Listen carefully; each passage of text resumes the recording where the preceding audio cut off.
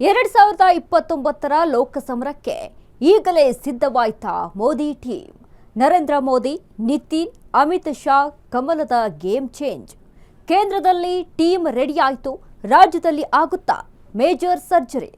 ದೆಹಲಿ ನಿರ್ಧಾರದಿಂದ ವಿಜಯೇಂದ್ರ ಅಶೋಕ್ ಎದೆಯಲ್ಲಿ ಢವಢವ. ಇದೇ ಹೊತ್ತಿನ special episode mission 2029 team Modi ಕಮಲ ಕ್ರಾಂತಿ. ನಾನು ವನಿತಾ.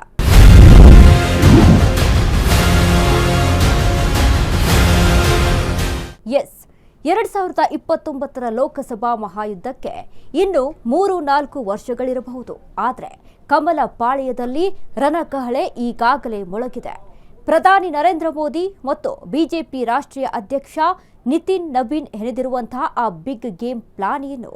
ಸಾಲು ಸಾಲು ರಾಜ್ಯಗಳ ವಿಧಾನಸಭಾ ಚುನಾವಣೆಗಳು ಮತ್ತು 2029 ಸಾರ್ವತ್ರಿಕ ಸಮರವನ್ನ ಎದುರಿಸಲು ಬಿಜೆಪಿ ಕಟೌಟ್ ಮಾಡಿರೋ ನಯಾ ಪಡೆ ಹಿಂದಿರೋ ಅಸಲಿ ರಹಸ್ಯವೇನು? ಸ್ಮೃತಿ ಇರಾನಿ, ರಾಮ್ ಮಾಧವ್ ಅವರ ದಿಢೀರ್ ಕಮ್ಬ್ಯಾಕ್ ಆಗಿರೋದ್ಯಾಕೆ? ಯುವ ಶಕ್ತಿಯನ್ನ ಮೋದಿಯವರು ಫೀಲ್ಡ್ಗೆ ಇಳಿಸಿದ್ದಾರೆ. ಇವೆಲ್ಲವೂ ಬಿಜೆಪಿಯ 400+ ಸೀಟ್ಗಳ ಕನಸಿನ ಹೊಸ ಅಡಿಪಾಯನ. ಮೋದಿ ತಂತ್ರ ಪ್ರತಿತಂತ್ರಗಳ ಕಂಪ್ಲೀಟ್ ರಿಪೋರ್ಟ್ ಇಲ್ಲಿದೆ ನೋಡಿ.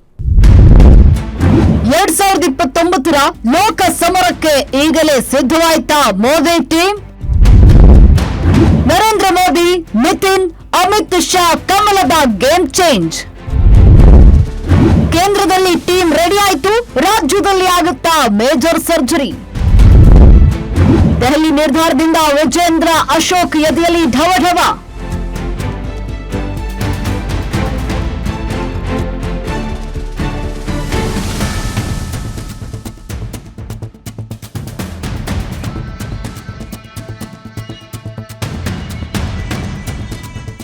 ಎರಡ್ 2014ರಲ್ಲಿ ದೇಶವಾಸಿಗಳಲ್ಲಿ ಒಂದು ಭರವಸೆಯನ್ನ ಹುಟ್ಟಿಸಿದವರು ಇವರು.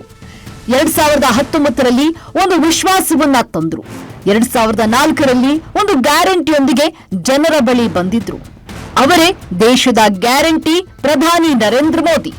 ಇತ್ತೀಚೆಗಷ್ಟೇ ಸ್ವತಂತ್ರದ ಭಾರತದ ರಾಜಕಾರಣದ ದಿಕ್ಕನ್ನೇ ಬದಲಿಸಿದ ಮಹಾ ದಾಖಲೆಯನ್ನ ಮುರಿದಿದ್ರು. ಭಾರತದ ಮೊದಲ ಪ್ರಧಾನಿ ಪಂಡಿತ್ ಜವಾಹರ್ಲಾಲ್ ನೆಹರೂರವರ ಹೆಸರಲ್ಲಿದ್ದ 72 ವರ್ಷಗಳ ಹಳೆಯ ಸುದೀರ್ಘ ಆಡಳಿತದ ದಾಖಲೆಯನ್ನ ಪ್ರಧಾನಿ ನರೇಂದ್ರ ಮೋದಿರವರು ಧೂಳಿಪಟ ಮಾಡಿತು. ಚುನಾಯಿತ ಪ್ರಧಾನಿಯಾಗಿ ಸತತ 4398 ದಿನಗಳ ಕಾಲ ದೇಶ ಮುನ್ನಡೆಸಿದ್ದ ನೆಹರು ದಾಖಲೆಯನ್ನ ಮುರಿದು ಸತತ 4399 ದಿನಗಳನ್ನ ಪೂರೈಸಿ ಮುನ್ನಡೆಯುತ್ತಿದ್ದಾರೆ. ಯಾವುದೇ ಬಿಡುವಿಲ್ಲದೆ ಅತಿ ಹೆಚ್ಚು ದಿನ ದೇಶ ಆಳಿದ ಅಪ್ರತಿಮ ಜನನಾಯಕನಾಗಿ ನರೇಂದ್ರ ಮೋದಿರವರು ಇತಿಹಾಸ ನಿರ್ಮಿಸಿದ್ದಾರೆ. ಇದು ಕೇವಲ ದಿನಗಳ ಲೆಕ್ಕಾಚಾರವಲ್ಲ, ಭಾರತದ ರಾಜಕೀಯದ ವ್ಯಾಕರಣವನ್ನೇ ಬದಲಿಸಿದ ಮಹಾಪರ್ವ ಅಂತಾರೆ ರಾಜಕೀಯ ಪಂಡಿತರು.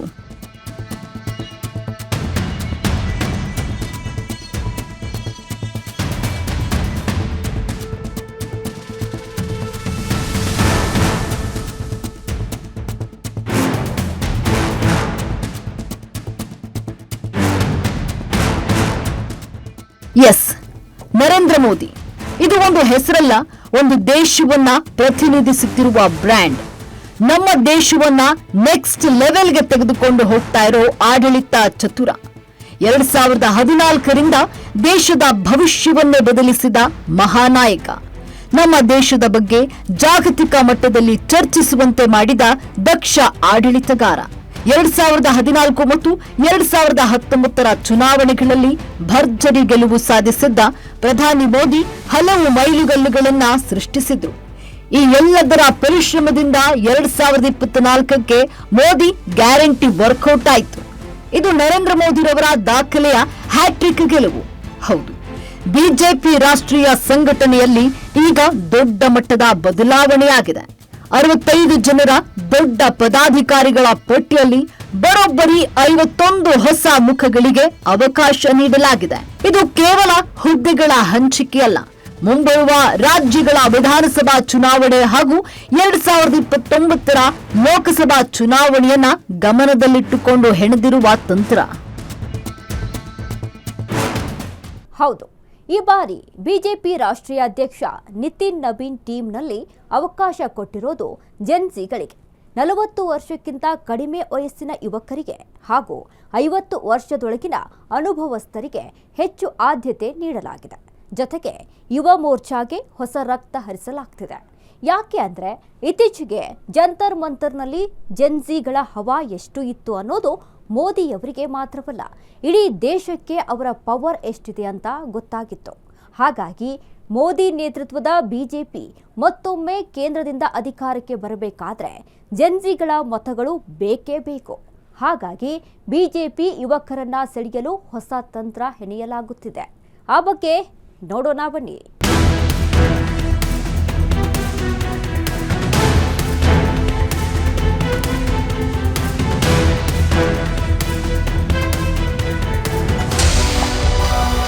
ಪ್ರಧಾನಿ ನರೇಂದ್ರ ಮೋದಿರವರ ಹ್ಯಾಟ್ರಿಕ್ ಗೆಲುವಿನ ಸರ್ಕಾರ ಅಧಿಕಾರಕ್ಕೆ ಬಂದ ಮೇಲೆಯೂ ಬಿಜೆಪಿ ತನ್ನ ಚುನಾವಣಾ ತಂತ್ರವನ್ನ ವಿಶ್ರಾಂತಿಗೆ ಬಿಟ್ಟಿಲ್ಲ. ಮಿಷನ್ 2029ರ ಕಾರ್ಯತಂತ್ರ ಈಗಾಗಲೇ ಸಿದ್ಧವಾಗಿದೆ. ಈ ಬಾರಿಯ ಪ್ಲಾನ್ನಲ್ಲಿ ನರೇಂದ್ರ ಮೋದಿ ಮತ್ತು ಅಮಿತ್ ಶಾ ಜೊತೆಗೆ ಬಿಜೆಪಿ ರಾಷ್ಟ್ರೀಯ ಅಧ್ಯಕ್ಷ ನಿತಿನ್ ನಬೀನ್ ರವರ ಹೊಸ ಸೈನ್ಯವನ್ನ ಈಗ ಫೀಲ್ಡ್ಗೆ ಇಳಿಸಿದ್ದಾರೆ. ಪ್ರಧಾನಿ ನರೇಂದ್ರ ಮೋದಿ ಇದೀಗ ಹೊಸ ತಲೆಮಾರಿನ ನಾಯಕತ್ವಕ್ಕೆ ಮಣೆ ಹಾಕ್ತಿದ್ದಾರೆ.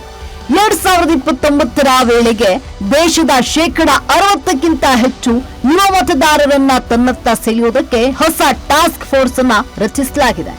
ನವದೆಹಲಿಯ ರಾಜಕೀಯ ಅಂಗಳದಲ್ಲಿ ಪ್ರಧಾನಿ ನರೇಂದ್ರ ಮೋದಿ ರವರು ಮತ್ತೊಮ್ಮೆ ಹೊಸ ಇತಿಹಾಸವನ್ನ ಬರೆಯುವುದಕ್ಕೆ ಸಿದ್ಧವಾಗಿದ್ದಾರೆ.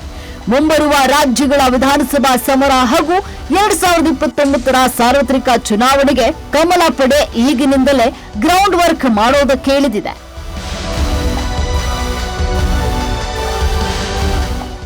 ಕೇಂದ್ರ ಬಿಜೆಪಿ ಇನ್ನು ಮುಂದೆ ಫುಲ್ ಆಕ್ಟಿವ್ ಅಂತಾನೆ ಹೇಳಬಹುದು. ಯಾಕಂದ್ರೆ ಇಲ್ಲಿಯವರೆಗೂ ಕೂಡ ಅಷ್ಟೇ ರಾಷ್ಟ್ರೀಯ ಅಧ್ಯಕ್ಷರು ನೇಮಕ ಆದರೂ ಕೂಡ ಅವರ ನೇತೃತ್ವದಲ್ಲಿ ಯಾವ ತಂಡ ರಚನೆ ಆಗುತ್ತೆ, ಅದು ಯಾವಾಗ ಆಗುತ್ತೆ ಅನ್ನೋದು ಸದ್ಯದ ಮಟ್ಟಿಗೆ ಇದ್ದಿದ್ದ ಕುತೂಹಲ. ಆದರೆ ಈ ಕುತೂಹಲಕ್ಕೆ ಎಲ್ಲ ನಿನ್ನೆ ಬ್ರೇಕ್ ಹಾಕಿರ್ತಕ್ಕಂಥದ್ದು. ನಮ್ಮ ರಾಜ್ಯದಿಂದ ಕೂಡ ಇಬ್ಬರು ನಾಯಕರಿಗೆ ಒಂದು ಅತಿ ದೊಡ್ಡ ಹುದ್ದೆಗಳೇ ಸಿಕ್ಕಿದೆ ಅಂತಾನೆ ಹೇಳ್ಬೋದು. ಈ ಹಿಂದೆ ಅಂದರೆ 2025 ಡಿಸೆಂಬರ್ನಲ್ಲಿ ನಿತಿನ್ ನಬಿ ಅವ್ರನ್ನ ಮೊದಲಿಗೆ ವರ್ಕಿಂಗ್ ಪ್ರೆಸಿಡೆಂಟ್ ಅಂತ ನೇಮಕ ಮಾಡ್ತಾರೆ. ಅದಾದ ಬಳಿಕ ಜನವರಿಯಲ್ಲಿ ಅವರನ್ನೇ ಅಧಿಕೃತವಾಗಿ ರಾಷ್ಟ್ರೀಯ ಅಧ್ಯಕ್ಷ ಅಂದರೆ ಬಿಜೆಪಿ ಪಕ್ಷದ ರಾಷ್ಟ್ರೀಯ ಅಧ್ಯಕ್ಷ ಅಂತ ಘೋಷಣೆ ಮಾಡ್ತಾರೆ.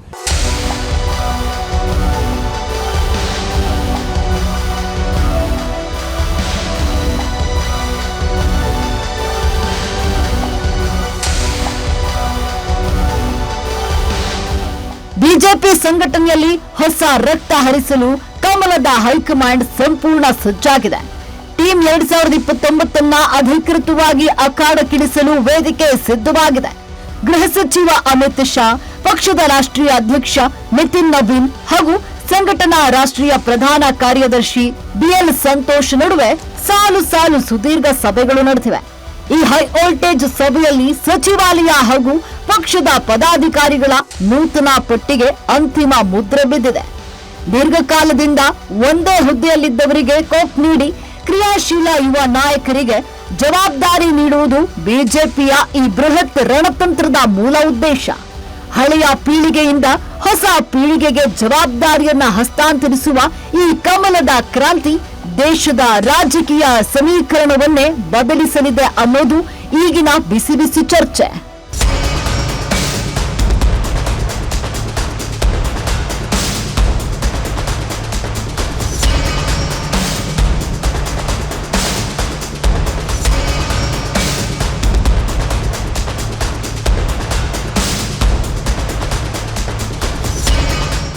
ಬಿಜೆಪಿ ಅಂದ್ರೆ ಬರೀ ಚುನಾವಣೆಯನ್ನಷ್ಟೇ ಗೆಲ್ಲುವ ತಂತ್ರವಲ್ಲ, ಭವಿಷ್ಯದ ನಾಯಕತ್ವವನ್ನ ರೂಪಿಸುವ ಟ್ಯಾಂಕ್. ಟೀಮ್ 2029 ಕೇವಲ ಒಂದು ಬದಲಾವಣೆಯಲ್ಲ, ಅದೊಂದು ದೂರದೃಷ್ಟಿಯ ಯೋಜನೆ ಅಂತಾರೆ ಬಿಜೆಪಿ ನಾಯಕರು. ಹಳೆಯ ಮುಖಗಳ ಬದಲಿಗೆ ಯುವ ನಾಯಕರಿಗೆ ಹೆಚ್ಚಿನ ಅವಕಾಶಗಳನ್ನ ನೀಡಲಾಗ್ತಿದೆ. ಹೌದು, ಬಿಜೆಪಿಯಲ್ಲಿ ಈಗ ಬದಲಾವಣೆಯ ಪರ್ವ ಶುರುವಾಗಿದೆ. ಪಕ್ಷದ ರಾಷ್ಟ್ರೀಯ ಅಧ್ಯಕ್ಷರಾಗಿ ಅಧಿಕಾರ ಸ್ವೀಕರಿಸಿದ 7-8 ತಿಂಗಳುಗಳಲ್ಲೇ ನಿತಿನ್ ನಬೀನ್ ತಮ್ಮ ಹೊಸ ಸಮರಕ್ಕಾಗಿ ಸೈನ್ಯವನ್ನ ಘೋಷಿಸಿದ್ದಾರೆ. ಹಳೆಯ ಅನುಭವ ಮತ್ತು ಯುವ ಉತ್ಸಾಹ ಸೇರಿ ಈ ಹೊಸ ಟೀಮ್ ಮುಂಬರುವ ವಿಧಾನಸಭಾ ಹಾಗೂ ಲೋಕಸಭಾ ಚುನಾವಣೆಗಳಿಗೆ ಕಮಲ ಪಡೆಯನ್ನ ಗೆಲ್ಲಿಸಿಕೊಂಡು ಬರುವ ಸಂಕಲ್ಪವನ್ನ ತೊಟ್ಟಿದೆ. ಬಿಜೆಪಿ ರಾಷ್ಟ್ರೀಯ ಅಧ್ಯಕ್ಷರಾಗಿ ನಿತಿನ್ ನಬೀನ್ ಅಧಿಕಾರ ವಹಿಸಿಕೊಂಡ ಬೆನ್ನಲ್ಲೇ ಕಮಲ ಪಾಳ್ಯದಲ್ಲಿ ಭಾರೀ ಸಂಚಲನ ಸೃಷ್ಟಿಯಾಗಿದೆ. ಬಿಜೆಪಿ ಹೊಸ ತಂಡವನ್ನ ಅಖಾಡಕ್ಕಿಳಿಸಿದೆ. 13 ರಾಷ್ಟ್ರೀಯ ಉಪಾಧ್ಯಕ್ಷರು, 8 ರಾಷ್ಟ್ರೀಯ ಪ್ರಧಾನ ಕಾರ್ಯದರ್ಶಿಗಳು ಹಾಗೂ 16 ಮೋರ್ಚಾ ಅಧ್ಯಕ್ಷರು ಸೇರಿದಂತೆ ಹೊಸ ಪಟ್ಟಿಯನ್ನ ಬಿಜೆಪಿ ರಿಲೀಸ್ ಮಾಡಿದೆ. ಮುಂಬರುವ ರಾಜಕೀಯ ಸಮರಗಳಿಗೆ ಬಿಜೆಪಿಯ ಮಾಸ್ಟರ್ ಪ್ಲಾನ್ ಹೇಗಿರಲಿದೆ ನೋಡೋಣ ಬನ್ನಿ.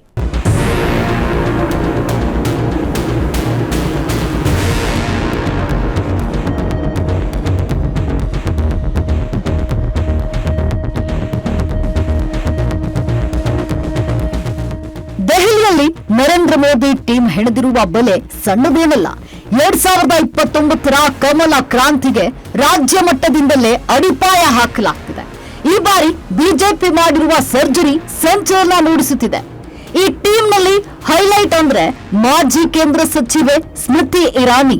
ಹೌದು, ಸ್ಮೃತಿ ಇರಾನಿ ಅವರಿಗೆ ರಾಷ್ಟ್ರೀಯ ಪ್ರಧಾನ ಕಾರ್ಯದರ್ಶಿ ಜವಾಬ್ದಾರಿ ನೀಡುವ ಮೂಲಕ ಪಕ್ಷವು ಆಶ್ಚರ್ಯದ ಜೊತೆಗೆ ಮಹತ್ವದ ಹೆಜ್ಜೆ ಇಟ್ಟಿದೆ. 8 ಜನ ಪ್ರಧಾನ ಕಾರ್ಯದರ್ಶಿಗಳಲ್ಲಿ ಸ್ಮೃತಿ ಇರಾನಿ ಅವರೊಬ್ಬರೇ ಏಕೈಕ ಮಹಿಳಾ ನಾಯಕಿ ಅನ್ನೋದು ವಿಶೇಷ.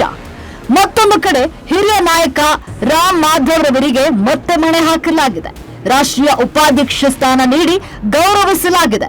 ಇನ್ನು ರಾಜಸ್ಥಾನದ ಮಾಜಿ ಮುಖ್ಯಮಂತ್ರಿ ವಸುಂಧರಾ ರಾಜೇ ಸಿಂಧಿಯಾ, ವೈಜಯಂತ್ ಜಯಪಾಂಡ, ರೇಖಾ ವರ್ಮಾ ಹಾಗೂ ತಾರಿಕ್ ಮಾನ್ಸೂರ್ ತಮ್ಮ ರಾಷ್ಟ್ರೀಯ ಉಪಾಧ್ಯಕ್ಷ ಸ್ಥಾನಗಳನ್ನು ಕಾಯ್ದುಕೊಳ್ಳುವಲ್ಲಿ ಯಶಸ್ವಿಯಾಗಿದ್ದಾರೆ.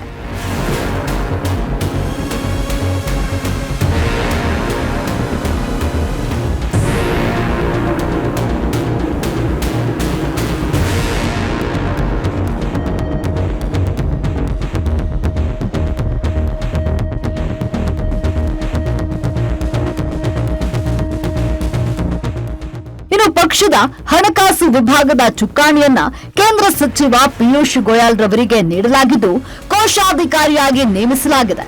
ಸಂಘಟನಾ ಕಾರ್ಯದರ್ಶಿಯಾಗಿ ಬಿಎಲ್ ಸಂತೋಷ್, ಪ್ರಧಾನ ಕಾರ್ಯದರ್ಶಿಗಳಾಗಿ ವಿನೋದ್ ತಾವ್ಡೆ ಮತ್ತು ಸುನಿಲ್ ಬಾಲ್ಸನ್ ರವರನ್ನ ಮುಂದುವರಿಸಲಾಗಿದೆ. ಇಲ್ಲಿ ವಿಶೇಷವಾಗಿ ಕರ್ನಾಟಕಕ್ಕೆ ಈ ಪಟ್ಟಿಯಲ್ಲಿ ಪ್ರಮುಖ ಆದ್ಯತೆ ಸಿಕ್ಕಿದೆ. ಕರ್ನಾಟಕದ ಸಂಸದ ಪ್ರೊಫೆಸರ್ ಎಂ ನಾಗರಾಜ್ ರವರನ್ನ ಬಿಜೆಪಿ ರಾಷ್ಟ್ರೀಯ ಉಪಾಧ್ಯಕ್ಷರನ್ನಾಗಿ ನೇಮಕ ಮಾಡಿ ಕೇಂದ್ರ ಮಟ್ಟದಲ್ಲಿ ದೊಡ್ಡ ಜವಾಬ್ದಾರಿ ನೀಡಲಾಗಿದೆ.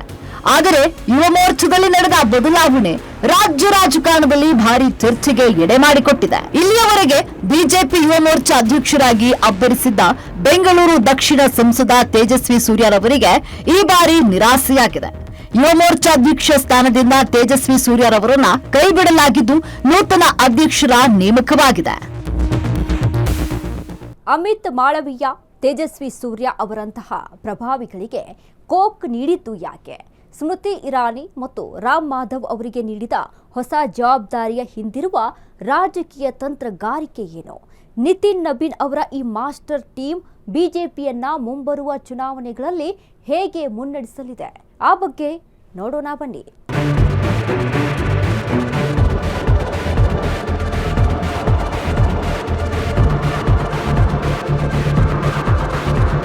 ಹೌದು, ಈ ಹೊಸ ಪಟ್ಟಿಯ ಮತ್ತೊಂದು ಕ್ರಾಂತಿಕಾರಿ ಬದಲಾವಣೆ ಅಂದ್ರೆ ಬಿಜೆಪಿಯ ಪವರ್ಫುಲ್ ಸೋಷಿಯಲ್ ಮೀಡಿಯಾ ವಿಭಾಗ. ಸುದೀರ್ಘ ಕಾಲ ಬಿಜೆಪಿಯ ಐಟಿ ಸೆಲ್ ಹಾಗೂ ಸಾಮಾಜಿಕ ಜಾಲತಾಣದ ಉಸ್ತುವಾರಿ ವಹಿಸಿಕೊಂಡಿದ್ದ ಅಮಿತ್ ಮಾಳವೀಯರವರ ಹೆಸರೇ ಈ ಹೊಸ ಪಟ್ಟಿಯಲ್ಲಿಲ್ಲ. ಮಾಳವೀಯ ಜಾಗಕ್ಕೆ ದೀಪಕ್ ಮಹಾಸ್ಕರ್ ಅವರನ್ನ ಬಿಜೆಪಿಯ ಹೊಸ ಸಾಮಾಜಿಕ ಜಾಲತಾಣ ಸಂಚಾಲಕರಾಗಿ ನೇಮಕ ಮಾಡಲಾಗಿದೆ. ಮಾಧ್ಯಮ ವಿಭಾಗದ ಜವಾಬ್ದಾರಿಯನ್ನ ಅನಿಲ್ ಬಲೂನಿ ಹಾಗೂ ರಾಷ್ಟ್ರೀಯ ಕಾರ್ಯದರ್ಶಿ ಹುದ್ದೆಯನ್ನ ಅನಿಲ್ ಆಂಟನಿ ಮುಂದುವರಿಸಲಿದ್ದಾರೆ. ನಿತಿನ್ ನಬೀನ್ ಅವರ ಈ ಹೊಸ ಟೀಮ್ನಲ್ಲಿ ಅನುಭವಕ್ಕೆ ಆದ್ಯತೆ ನೀಡುತ್ತಲೇ ಯುವ ನಾಯಕತ್ವಕ್ಕೂ ಅವಕಾಶವನ್ನು ನೀಡಲಾಗಿದೆ. 13 ಉಪಾಧ್ಯಕ್ಷರಲ್ಲಿ 5 ಮಹಿಳೆಯರಿಗೆ ಸ್ಥಾನ ನೀಡುವ ಮೂಲಕ ಮಹಿಳಾ ಪ್ರಾತಿನಿಧ್ಯಕ್ಕೂ ಒತ್ತು ನೀಡಲಾಗಿದೆ.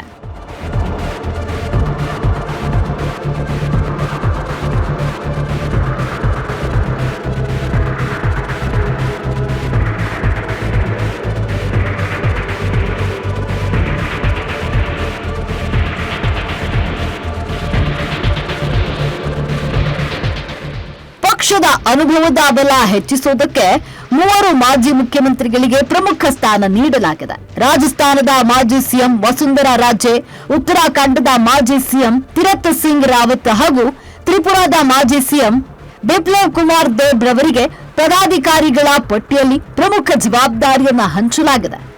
ರಾಮ್ ಮಾಧವ್ ರವರ ಸೇರ್ಪಡೆ ಹಾಗೂ ಬಿಎಲ್ ಸಂತೋಷ್ ಅವರ ಮುಂದುವರಿಕೆ ಸಂಘ ಪರಿವಾರ ಮತ್ತು ಬಿಜೆಪಿಯ ನಡುವಿನ ಸಂಬಂಧವನ್ನ ಮತ್ತಷ್ಟು ಗಟ್ಟಿಗೊಳಿಸಲಿದೆ.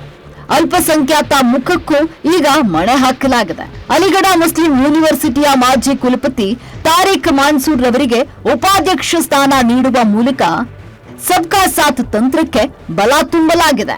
ನಿನ್ನೆ ಅಷ್ಟೇ ರಾಷ್ಟ್ರೀಯ ಬಿಜೆಪಿ ಮಟ್ಟದಲ್ಲಿ ಸಂಘಟನೆಯಲ್ಲಿ ಒಂದಿಷ್ಟು ಬದಲಾವಣೆಗಳನ್ನು ತಂದಿರತಕ್ಕಂಥದ್ದು.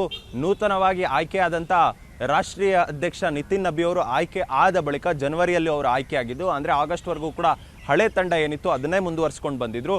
ನಿನ್ನೆ ನೂತನವಾದಂಥ ತಂಡದ ಫೈನಲ್ ಅಂತಿಮ ಪಟ್ಟಿಯನ್ನು ಕೂಡ ಬಿಡುಗಡೆ ಮಾಡಿರ್ತಕ್ಕಂಥದ್ದು. ಇದಾದ ಬಳಿಕ ಈಗಾಗಲೇನು ಅಂದರೆ ಕರ್ನಾಟಕಕ್ಕೂ ಕೂಡ ಉಸ್ತುವಾರಿ ಆಗಿರ್ತಕ್ಕಂಥ ರಾಧಾ ಮೋಹನ್ ದಾಸ್ ಅಗರ್ವಾಲ್ ಅವರು ಕೂಡ ಉಸ್ತುವಾರಿಯಾಗಿದ್ದರು. ಅವರು ರಾಷ್ಟ್ರೀಯ ಪ್ರಧಾನ ಕಾರ್ಯದರ್ಶಿ ಆಗಿದ್ದರು. ಸದ್ಯ ಅವರಿಗೆ ಈ ಬಾರಿ ಮತ್ತೊಮ್ಮೆ ರಾಷ್ಟ್ರೀಯ ಪ್ರಧಾನ ಕಾರ್ಯದರ್ಶಿ ಹುದ್ದೆಯನ್ನು ಕೂಡ ಕೊಟ್ಟಿಲ್ಲ. ಆ ನಿಟ್ಟಿನಲ್ಲಿ ರಾಜ್ಯದಲ್ಲೂ ಕೂಡ ಎಲ್ಲ ಬದಲಾವಣೆಗಳು ಆಗಬೇಕು ಅನ್ನೋದು ಒಂದಿಷ್ಟು ಚರ್ಚೆ ಜೋರಾಗಿ ಆಗ್ತಾ ಇದೆ. ಇಂಥ ಸಂದರ್ಭದಲ್ಲಿ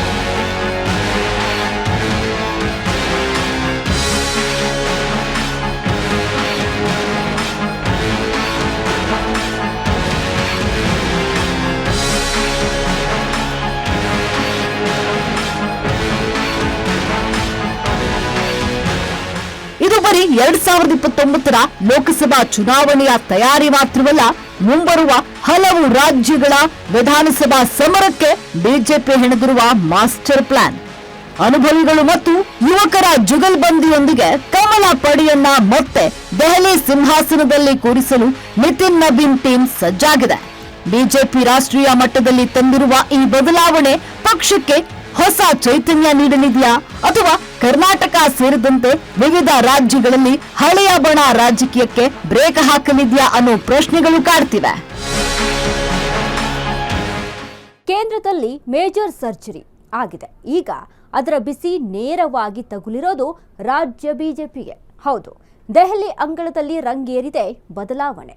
ರಾಜ್ಯ ಬಿಜೆಪಿಯ ಪ್ರಭಾವಿ ನಾಯಕರ ಎದೆಯಲ್ಲಿ ಈಗ ಢವಢವ ಶುರುವಾಗಿದೆ. ಬಿವೈ ವಿಜೇಂದ್ರ ಮತ್ತು ಆರ್ ಅಶೋಕ್ ಅವರ ನಾಯಕತ್ವಕ್ಕೆ ಕೌಂಟ್ ಡೌನ್ ಶುರುವಾಯಿತಾ? ರಾಜ್ಯ ಬಿಜೆಪಿಯಲ್ಲಿ ನಾಯಕತ್ವ ಬದಲಾಗುತ್ತಾ? ಬಿವೈ ವಿಜೇಂದ್ರರನ್ನ ಪಕ್ಕಕ್ಕಿಟ್ಟು ಮುಂಬರುವ ವಿಧಾನಸಭೆ ಚುನಾವಣೆಯನ್ನ ಎದುರಿಸಲು ಅಷ್ಟು ಸುಲಭನಾ? ಆ ಬಗ್ಗೆ ನೋಡೋಣ ಬನ್ನಿ.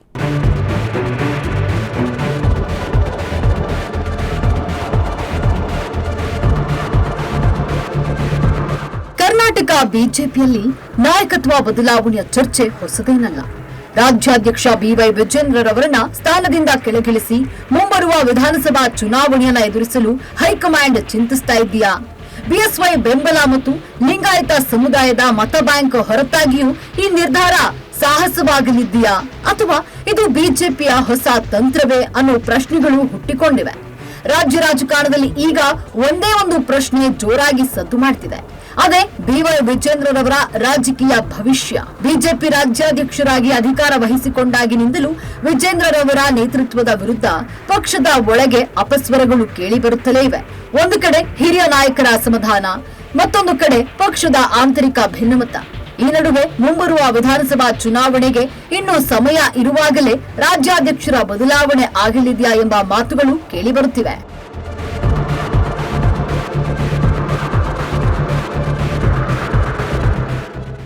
ಬಿಜೆಪಿ ರಾಷ್ಟ್ರೀಯ ಅಧ್ಯಕ್ಷರು ಬದಲಾವಣೆ ಆಗಿ ಈಗಾಗಲೇ ಸುದೀರ್ಘವಾಗಿ 8 ತಿಂಗಳು ಕೂಡ ಕಳೆದು ಹೋಗಿದೆ. ಈಗಾಗಲೇ ರಾಜ್ಯಾಧ್ಯಕ್ಷರ ಬದಲಾವಣೆ ಏನಿತ್ತು ಇದು ಮಾತ್ರ ಸದ್ಯದ ಮಟ್ಟಿಗೆ ಬಾಕಿ ಇರ್ತಕ್ಕಂಥದ್ದು. ಆದರೆ ಈ ಬಾರಿ ನವೆಂಬರ್ ಬಂದರೆ ವಿಜೇಂದ್ರ ಅವರು ರಾಜ್ಯದ ಅಧ್ಯಕ್ಷರಾಗಿ 3 ತಿಂಗಳುಗಳು ಕಳೆಯುತ್ತೆ. ಆದರೆ ಈ ಬಾರಿ ಮತ್ತೊಮ್ಮೆ ವಿಜೇಂದ್ರ ಅವರಿಗೆ ಆಯ್ಕೆ ಮಾಡ್ತಾರಾ ಅಥವಾ ಹೊಸ ಫೇಸ್ಗೆ ಮಣೆ ಹಾಕ್ತಾರಾ ಅನ್ನೋದು ಒಂದಿಷ್ಟು ಚರ್ಚೆಗಳು ಆಗ್ತಾ ಇರ್ತಕ್ಕಂಥದ್ದು.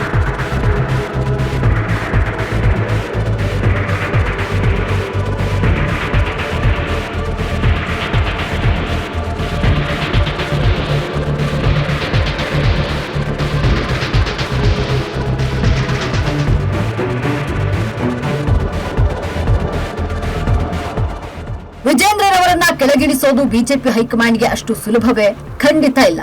ಯಾಕಂದ್ರೆ ಕರ್ನಾಟಕದಲ್ಲಿ ಬಿಜೆಪಿ ನೆಲೆ ನಿಲ್ಲಲು ಲಿಂಗಾಯತ ಸಮುದಾಯವೇ ಪ್ರಮುಖ ಬೆನ್ನೆಲುಬು. ಬಿಎಸ್ ಯಡಿಯೂರಪ್ಪರವರ ರಾಜಕೀಯ ಉತ್ತರಾಧಿಕಾರಿಯಾಗಿ ವಿಜೇಂದ್ರ ಗುರುತಿಸಿಕೊಂಡಿದ್ದಾರೆ. ಒಂದು ವೇಳೆ ವಿಜೇಂದ್ರರವರನ್ನ ದಿಢೀರಾಗಿ ಸ್ಥಾನದಿಂದ ಕೆಳಗಿಳಿಸಿದ್ರೆ ಲಿಂಗಾಯತ ಸಮುದಾಯದ ಕೆಂಗಣ್ಣಿಗೆ ಗುರಿಯಾಗುವ ಭೀತಿ ಬಿಜೆಪಿಗಿದೆ. ಈ ಹಿಂದೆ ಬಿಎಸ್ವೈರವರನ್ನ ಸಿಎಂ ಸ್ಥಾನದಿಂದ ಕೆಳಗಿಳಿಸಿದಾಗ ಆದ ಹಿನ್ನಡೆಯ ನೆನಪು ಇಂದಿಗೂ ಹೈಕಮಾಂಡ್ಗೆ ಕಾಡ್ತಿದೆ.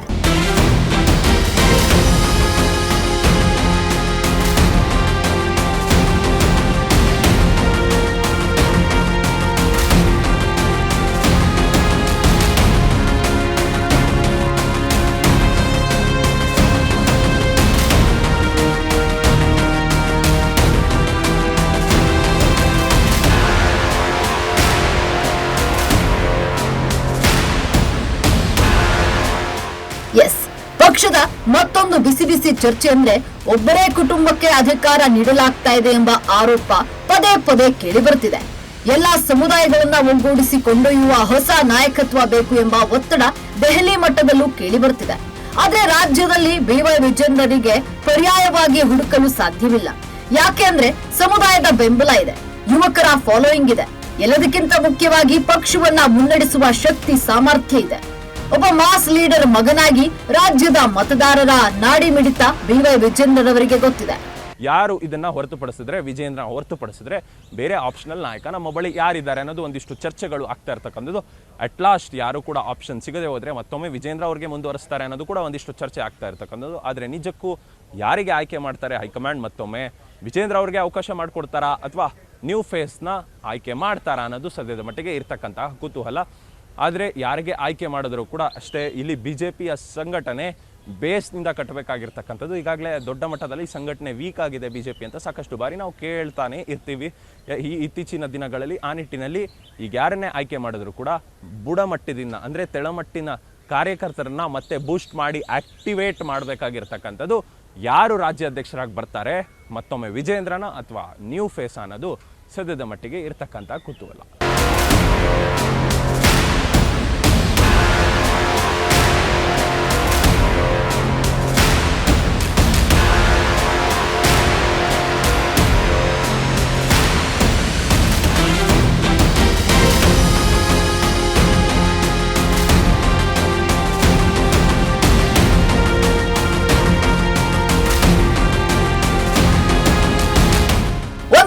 ವಿಜೇಂದ್ರ ಬದಲಾವಣೆಯಾದ್ರೆ ಅದಕ್ಕೆ ಪರ್ಯಾಯ ಯಾರು?